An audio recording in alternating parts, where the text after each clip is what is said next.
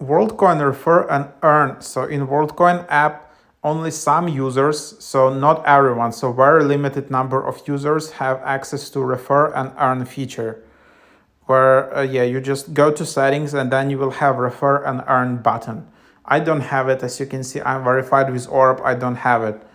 I must say that like for a few days I actually got access to that feature, I think, but then it's just disappeared. So it's super weird.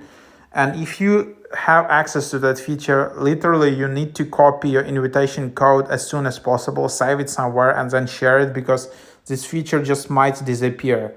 But again, for some users, it's available permanently. Seems this is just some kind of a test they're running, and it's super buggy. So some people, even if they have this refer and earn features, they can't create invitation codes, they can't invite other users, and they can't claim rewards.